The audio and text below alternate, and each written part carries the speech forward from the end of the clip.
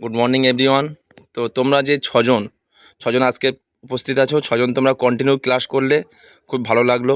তো তোমরা বলো, রাজিউল শেখ বলো, তুমি যে ক্লাসটা করলে কদিন, তুমি যে কেমন কি প্রস্তুতি নিয়েছো? আমি খুবই ভালো প্রস্তুতি নিয়েছি এবং গিয়ে ফার্স্ট হব এটা আশা রাখছি, তাই তো? এটা আশা রাখছি। Thank you. জুনায়েদ বলো, তুমি কি প্রস্তুতি নিয়েছো বা কতটা তুমি কি রেজাল্ট করতে চাও? আমি খুব প্রস্তুতি নিয়েছি এটার জন্য কি আমি ফার্স্ট হয়ে আসতে পারি।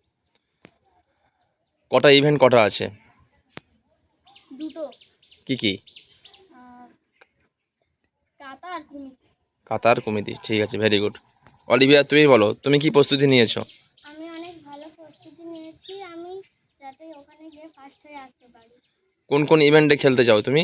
আঁকা আর কুমিতি। কি?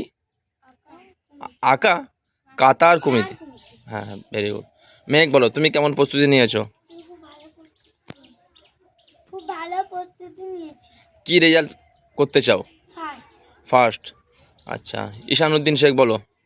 খুব ভালো প্রস্তুতি নিয়েছি, আমি যেন বাড়ি এসে ফার্স্ট হতে পারি। ফার্স্ট হয়ে যেন বাড়ি ফিরতে পারো, তাই তো? আশিক বলো।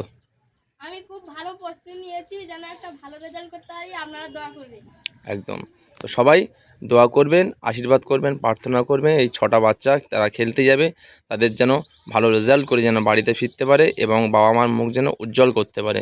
প্রত্যেককে বলবো, যারা ভিডিওটা দেখবেন অবশ্যই লাইক কমেন্ট শেয়ার করবেন, সাপোর্ট করবেন এবং এই পেজটাকে এগিয়ে নিয়ে যাবেন এবং এই 6টার বাচ্চাকে আপনারা অবশ্যই বেশি বেশি করে আশীর্বাদ করবেন, দোয়া করবেন, যেন এরা খেলতে গিয়ে কোনো রকমভাবে যেন চোট না হয় এবং এরা আগামী দিনে যেন ভালো রেজাল্টের মাধ্যমে যেন এরা বার্তা দিতে পারে প্রত্যেকটা গার্জেনকে, যেন এরা আগামী দিনে আরও ভালো জায়গায় যেন পার্টিসিপেট করতে পারে এবং আরও ভালো রেজাল্ট করে যেন গোল নিয়ে বাড়ি ফিরতে পারে, তাই তো?